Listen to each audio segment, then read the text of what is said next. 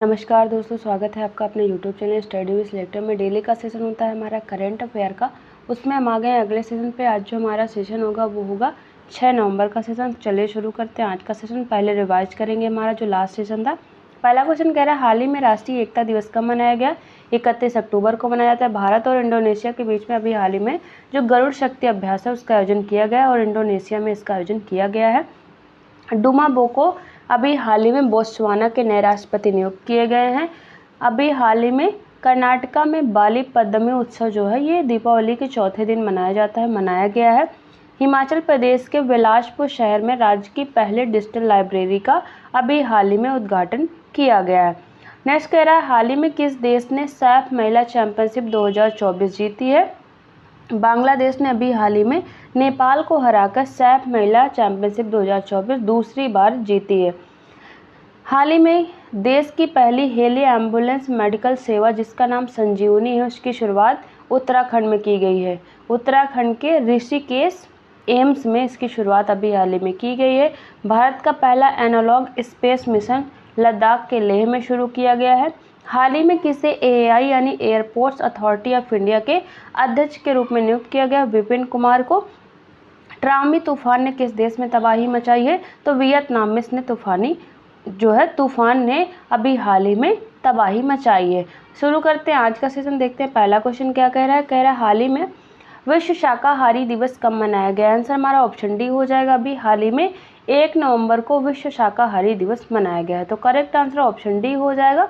बात करें तो विश्व शाकाहारी दिवस हर साल 1 नवंबर को मनाया जाता है। यह शाकाहार को बढ़ावा देता है, लोगों को स्वास्थ्य पशु अधिकारों और पर्यावरणीय लाभों के लिए पौधे आधारित आहार चुनने के लिए प्रोत्साहित करता है। तो हर साल 1 नवंबर को मनाया जाता है विश्व शाकाहारी दिवस। अब देख लेते हैं कुछ इम्पोर्टेंट दिवस हमारे अक्टूबर के। विश्व छात्र दिवस मनाया जाता है 15 अक्टूबर को। अंतर्राष्ट्रीय बालिका दिवस 11 अक्टूबर को। विश्व डाक दिवस मनाया जाता है 9 अक्टूबर को। विश्व कपास दिवस 7 अक्टूबर को। विश्व सेरेब्रल पाल्सी दिवस मनाया जाता है 6 अक्टूबर को। विश्व शिक्षक दिवस 5 अक्टूबर को। विश्व पशु दिवस मनाया जाता है कब मनाया जाता है? 4 अक्टूबर को मनाया जाता है। आगे बढ़ते हैं, अगला क्वेश्चन कह रहा है, हाल ही में किस देश की सरकार ने 14 वर्ष से कम आयु के बच्चों को सार्वजनिक अस्पतालों में निःशुल्क कैंसर उपचार देने की घोषणा की है? आंसर हमारा क्या हो जाएगा? ऑप्शन ए करेक्ट हो जाएगा। अभी हाल ही में नेपाल गवर्नमेंट ने 14 वर्ष से कम आयु के बच्चों को सार्वजनिक अस्पतालों में निःशुल्क कैंसर उपचार देने की घोषणा की है। करेक्ट आंसर हमारा क्या हो जाएगा? ऑप्शन ए हो जाएगा। बात करें तो नेपाल सरकार ने 14 वर्ष से कम उम्र के बच्चों को निर्दिष्ट सार्वजनिक अस्पतालों में मुफ्त कैंसर उपचार देने की घोषणा की है। यह पहल 16 नवंबर से प्रभावी है और इसका उद्देश्य माता पिता पर वित्तीय बोझ को कम करना है। उपचार Kanti children hospital, Bhaktapur cancer hospital और BP Koirala memorial cancer hospital में उपलब्ध है। आप देख सकते हैं यहाँ पर नेपाल का मैप। इससे ये भी देख लेते हैं कि इससे कौन कौन से हमारे स्टेट हैं जो सीमा साझा करते हैं। उत्तराखंड हो गया, उत्तर प्रदेश, बिहार, सिक्किम जो है इससे अपनी सीमा साझा करते हैं और यहाँ पर वेस्ट बंगाल भी है। नेपाल की बात करें तो राजधानी यहाँ की क्या है? काठमांडू। यहाँ की मुद्रा है नेपाली रुपया। प्रधानमंत्री है केपी शर्मा ओली। और बात करें तो अभी हाल ही में नेपाल 101वें सदस्य के रूप में अंतर्राष्ट्रीय सौर गठबंधन में शामिल हुआ है। देखते हैं कुछ करंट के क्वेश्चन। हाल ही में कुवैत में पहली बार हिंदी रेडियो प्रसारण का शुभारंभ किया गया है। पीएम नरेंद्र मोदी ने भारत का पहला तिरुवल्लुवर सांस्कृतिक केंद्र सिंगापुर में खोलने की घोषणा की है। संयुक्त राज्य अमेरिका, जापान और दक्षिण कोरिया ने भारतीय निजी क्षेत्र के साथ सहयोग बढ़ाने के उद्देश्य से डिजिटल इंफ्रास्ट्रक्चर पहल की घोषणा की है।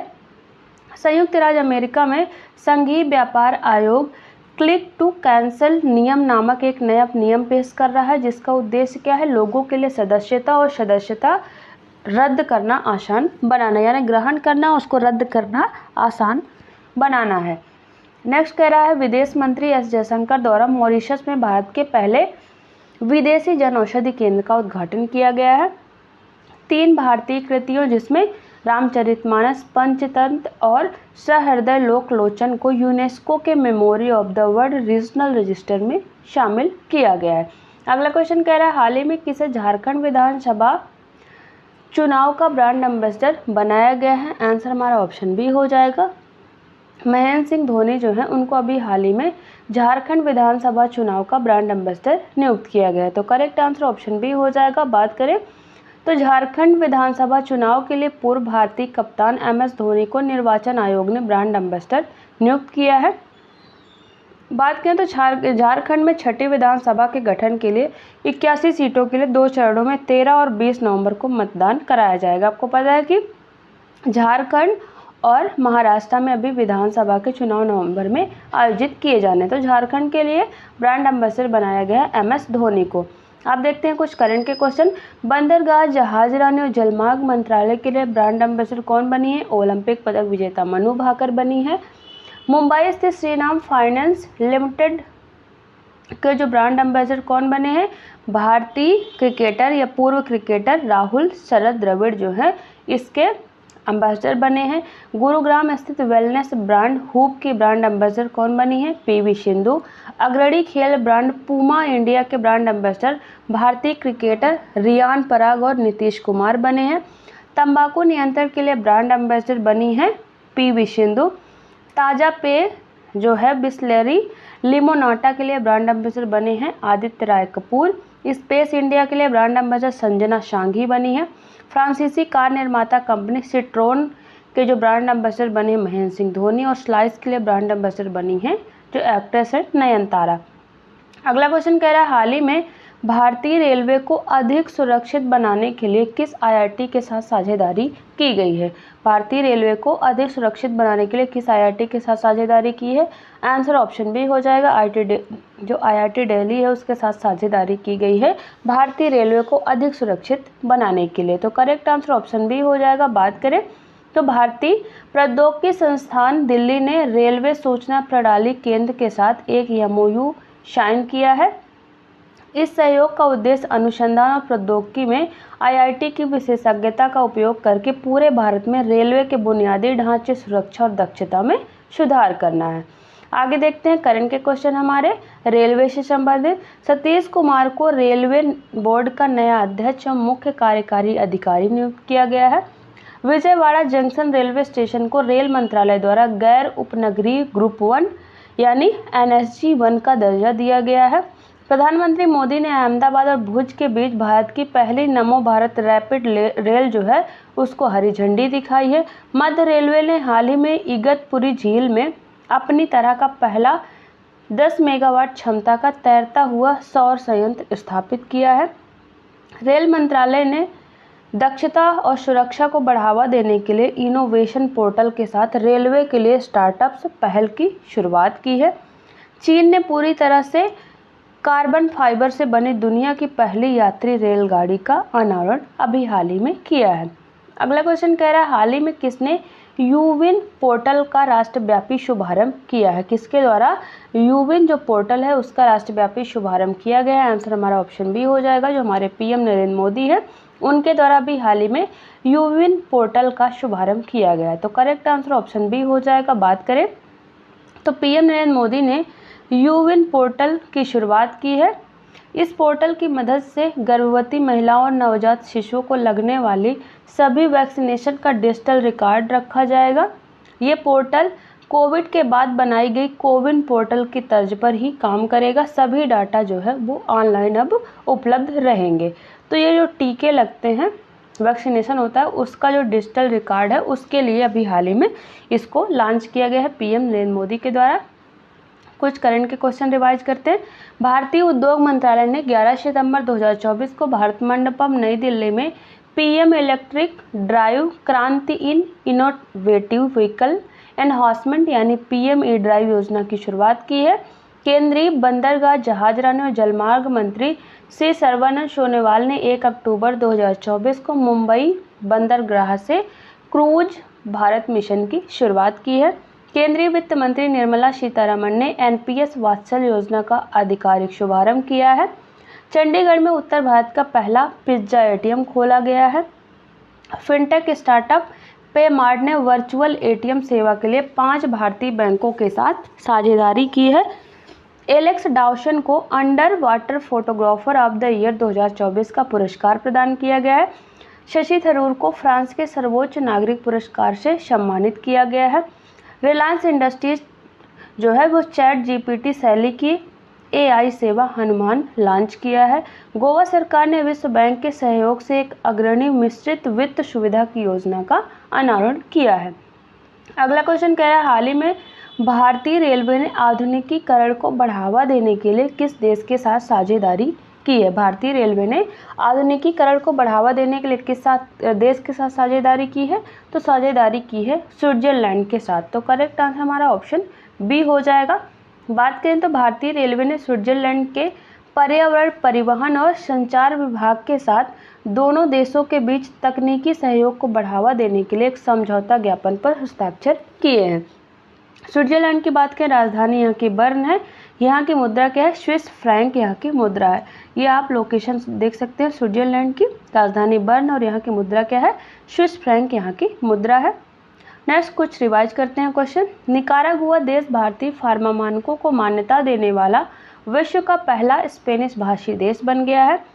रेलवे सुरक्षा बल यानी RPF के महानिदेशक मनोज यादव ने संगान ऐप का शुभारंभ किया है, जिसे RPF तकनीकी टीम ने डिज़ाइन किया है। पारसी समुदाय NHAI ने राष्ट्रीय राजमार्ग उपयोगकर्ताओं के लिए राजमार्ग यात्रा एकीकृत मोबाइल एप्लीकेशन की शुरुआत की है। पारसी समुदाय के समर्थन के लिए किरण रिजिजू ने जियो पारसी पोर्टल लॉन्च किया है। भारतीय रिजर्व बैंक ने बैंकों में जमा अनक्लेम्ड डिपॉजिट का पता लगाने के लिए उद्गम पोर्टल लॉन्च किया है। केंद्रीय मंत्री ने भुवनेश्वर में भारत के सजावटी मत्स्य पालन क्षेत्र को समर्थन देने के लिए रंगीन मछली मोबाइल ऐप लॉन्च किया है। आगे देखते हैं, अगला क्वेश्चन कह रहा है, हाल ही में किस देश ने मानव युक्त स्पेसशिप सेंजोउ 19 लॉन्च किया है? तो आंसर हमारा क्या हो जाएगा? ऑप्शन बी हो जाएगा। अभी हाल ही में चीन के द्वारा मानव युक्त स्पेसशिप जो है जिसका नाम है सेंजोउ 19 वो लॉन्च किया गया। तो करेक्ट आंसर ऑप्शन बी हो जाएगा। बात करें तो चीन ने अपना स्पेस मिशन सेंजोउ 19 लॉन्च किया है। इस मिशन के तहत चीन ने 3 अंतरिक्ष यात्रियों को 6 महीने के मिशन के लिए अपने स्पेस स्टेशन भेजा है। इस मिशन में चीन की पहली महिला स्पेस इंजीनियर ने उड़ान भरी है। चीन की राजधानी बीजिंग और यहाँ की मुद्रा है रेनमिनबी। चीन की लोकेशन आप यहाँ पर देख सकते हैं। आगे बढ़ते हैं, कुछ क्वेश्चन रिवाइज करते हैं। भारतीय अंतरिक्ष अनुसंधान संगठन यानी इसरो का एनालॉग अंतरिक्ष मिशन लद्दाख के लेह में शुरू किया गया है। स्पेस किड्स इंडिया ने 108 देशों की 12,000 हाई स्कूल लड़कियों को अंतरिक्ष प्रौद्योगिकी में प्रशिक्षित करने के लिए शक्तिसैट मिशन लॉन्च किया है। भारतीय अंतरिक्ष अनुसंधान संगठन ने घोषणा की है कि वह 2028 तक अपना पहला अंतरिक्ष स्टेशन मॉड्यूल BAS1 लॉन्च करने की तैयारी कर रहा है, जिसका लक्ष्य 2035 तक पूर्ण स्टेशन स्थापित करना है। वैज्ञानिकों ने बर्नार्ड तारे की परिक्रमा करने वाले पहले ग्रह की खोज की घोषणा की है। केंद्रीय विज्ञान और प्रौद्योगिकी राज्य मंत्री डॉक्टर जितेंद्र सिंह ने अक्टूबर 2024 में पुणे के जेजुरी में बायोपॉलिमर के लिए भारत की पहली प्रदर्शन सुविधा का उद्घाटन किया है। आगे बढ़ते हैं, अगला क्वेश्चन कह रहा है, हाल ही में किसके द्वारा जन्म मृत्यु पंजीकरण के लिए ऐप लॉन्च किया गया है? आंसर हमारा ऑप्शन सी हो जाएगा। जो हमारे केंद्रीय सहकारिता और गृह मंत्री अमित शाह उनके द्वारा जन्म मृत्यु पंजीकरण के लिए ऐप लॉन्च किया गया है। तो करेक्ट आंसर ऑप्शन सी हो जाएगा। बात करें तो गृह मंत्री अमित शाह ने जनगणना भवन में नागरिक पंजीकरण प्रणाली यानी CRS civil registration system app launch किया है। इस ऐप के जरिए कोई भी आम आदमी जो है किसी भी जगह से जन्म और मृत्यु का रजिस्ट्रेशन अब करवा सकता है। तो हमारे जो केंद्रीय गृह मंत्री हैं अमित शाह उनके द्वारा ये CRS civil registration system app जो है उसको लॉन्च किया गया है। आगे देखते हैं कुछ करंट के क्वेश्चन। पंजाब में धान खरीद में चल रही देरी और चिंताओं के जवाब में केंद्र सरकार ने चावल मिल मालिकों के लिए शिकायत निवारण को कारगर बनाने के लिए एक नया मोबाइल प्लेटफॉर्म पेश किया है। पंचायती राज मंत्रालय ने भारत मौसम विज्ञान विभाग के साथ साझेदारी में ग्राम पंचायतों को दैनिक मौसम पूर्वानुमान प्रदान करने के उद्देश्य से एक नई पहल की शुरुआत की है। मेटा ने भारत सरकार के सहयोग से नागरिकों को ऑनलाइन सुरक्षा के बारे में शिक्षित करने और उन्हें साइबर धोखाधड़ी के बढ़ते खतरे से बचाने के लिए स्कैम से बचाओ नामक 2 महीने लंबा अभियान शुरू किया है। सेंट्रल स्क्वायर फाउंडेशन ने गूगल के सहयोग से पूरे भारत में 5 मिलियन से अधिक छात्रों, अभिभावकों और शिक्षकों के लिए एआई साक्षरता को बढ़ावा देने के लिए एआई समर्थ पहल की शुरुआत की है। केंद्रीय मंत्री ने भुवनेश्वर में एक कार्यक्रम में भारत के सजावटी मत्स्य पालन क्षेत्र को समर्थन देने के लिए रंगीन मछली मोबाइल ऐप लॉन्च किया है। इसरो के विक्रम साराभाई अंतरिक्ष केंद्र में गगनयान मिशन के अंतरिक्ष यात्रियों के लिए सखी ऐप लॉन्च किया गया, जो विकसित किया गया है। आगे देखते हैं, अगला क्वेश्चन कह रहा है हाल ही में भारती एयरटेल ने किसे अपना नया सीईओ नियुक्त किया। किसने? भारती एयरटेल ने किसे अपना नया सीईओ नियुक्त किया है? आंसर हमारा ऑप्शन सी हो जाएगा, शाश्वत शर्मा को अपना नया सीईओ नियुक्त किया है। किसने? भारती एयरटेल ने। बात करें तो भारती एयरटेल ने वर्तमान मुख्य परिचालन अधिकारी शाश्वत शर्मा को प्रबंध निदेशक और मुख्य कार्यकारी अधिकारी नियुक्त किया है, जो 1 जनवरी 2026 से अपना कार्यभार संभालेंगे। आगे बात करते हैं कुछ करंट के क्वेश्चन। पंजाब नेशनल बैंक के प्रबंध निदेशक और मुख्य कार्यकारी अधिकारी अशोक चंद्रा नियुक्त किए गए हैं। आईएएस विपिन कुमार को एयरपोर्ट अथॉरिटी ऑफ इंडिया यानी एएआई का चेयरमैन नियुक्त किया गया है। प्रीति सूदन संघ लोक सेवा आयोग की अध्यक्ष बनी है। नवनीत कुमार सहगल प्रसार भारती बोर्ड के नए अध्यक्ष नियुक्त किए गए हैं। नाइमा खातून अलीगढ़ मुस्लिम विश्वविद्यालय की पहली महिला कुलपति नियुक्त की गई हैं। मनोज कुमार सिंह उत्तर प्रदेश के नए मुख्य सचिव बने हैं। राहुल नवीन प्रवर्तन निदेशालय यानी ईडी के निदेशक नियुक्त किए गए हैं। अशोक कुमार सिंह कर्मचारी राज्य बीमा निगम यानी ईएसआईसी के महानिदेशक नियुक्त किए गए हैं। मनोज मित्तल ने सिडबी के अध्यक्ष एवं प्रबंध निदेशक का अभी हाल ही में पदभार ग्रहण किया है। अगला क्वेश्चन कह रहा है हाल ही में कौन दुनिया का सबसे प्रदूषित शहर बना है? आंसर हमारा ऑप्शन बी हो जाएगा, पाकिस्तान का जो लाहौर शहर है वो दुनिया का सबसे प्रदूषित शहर अभी हाल ही में बना है। करेक्ट आंसर ऑप्शन बी हो जाएगा। बात करें तो पाकिस्तान का लाहौर दुनिया का सबसे प्रदूषित शहर बन गया है। वायु गुणवत्ता सूचकांक 708 तक पहुंच गया है। शहर की वायु गुणवत्ता विश्व स्वास्थ्य संगठन द्वारा अनुशंसित सुरक्षित सीमा से 40 गुना अधिक है। 708 है जो यहाँ का वायु गुणवत्ता सूचकांक और दुनिया का सबसे प्रदूषित शहर बन गया है लाहौर। अब देखते हैं कुछ करंट के क्वेश्चन। फोर्ब्स द्वारा जारी की गई रिपोर्ट के अनुसार विश्व के सबसे मजबूत मुद्रा कौन सी है? कुवैती दिनार विश्व की सबसे मजबूत दिनार जो है मुद्रा है। सऊदी अरब ने विश्व की पहली 3D प्रिंटेड मस्जिद का अनावरण किया है। भारत ने संयुक्त अरब अमीरात में भारत पार्क स्थापित करने की घोषणा की है।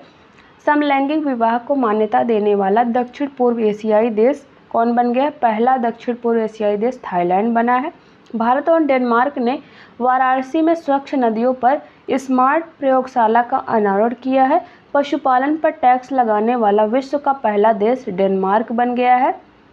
संयुक्त राज्य अमेरिका ने केन्या को अपना प्रमुख गैर नाटो सहयोगी देश नामित किया है। यूक्रेन ने विदेश मंत्रालय के लिए एआई संचालित डिजिटल प्रवक्ता विक्टोरिया सी जिसका नाम है उसका उद्घाटन किया है। इस तरह से जो हमारे ऑब्जेक्टिव टाइप के क्वेश्चन होते हैं वो खत्म होते हैं। एक क्वेश्चन जो लास्ट वीडियो में आपसे पूछे थे उसका आंसर देखते हैं। क्वेश्चन था हाल ही में किस राज्य ने राज्य विशिष्ट योजना लागू की है? आंसर ऑप्शन हमारा डी हो जाएगा। जो हरियाणा गवर्नमेंट है उसके द्वारा जो राज्य में पराली जलाई जाती है उसके रोकथाम के लिए राज्य विशिष्ट योजना अभी हाल ही में लागू की गई है। आगे देखते हैं, एक क्वेश्चन डेली आपसे पूछते हैं जिसका आंसर आपको हमें कमेंट बॉक्स में देना होता है। क्वेश्चन कह रहा है हाल ही में हिमाचल प्रदेश के किस शहर में राज्य की पहली डिजिटल लाइब्रेरी का उद्घाटन किया गया है? Option A Dharamshala, option Bilaspur, option Shimla या ऑप्शन डी मंडी। तो इसका आंसर आप हमें कमेंट बॉक्स में ज़रूर दें। इस तरह जो हमारा डेली का सेशन होता है वो ख़त्म होता है। यहाँ पर हमारे टेलीग्राम चैनल का लिंक है, यहाँ से आप हमारे टेलीग्राम चैनल को जरूर ज्वाइन करें। वहाँ पर डेली सेशन की PDF आपको एकदम फ्री में अवेलेबल रहेंगी। साथ में सारे क्वेश्चन के आंसर रहते हैं, जिससे आपको रिवीजन में आसानी होगी। और यदि आपने अभी तक हमारे चैनल स्टडी विद सिलेक्टर को सब्सक्राइब नहीं किया तो प्लीज़ सब्सक्राइब कर ले, बेल आइकन जरूर प्रेस करें, सबसे पहले हमारे वीडियो का नोटिफिकेशन आप तक पहुंचता रहे। आपको हमारा वीडियो पसंद आए तो वीडियो को लाइक करें, दोस्तों तक जरूर शेयर करें। चलिए मिलते हैं आपसे नेक्स्ट वीडियो में, तब तक के लिए थैंक यू।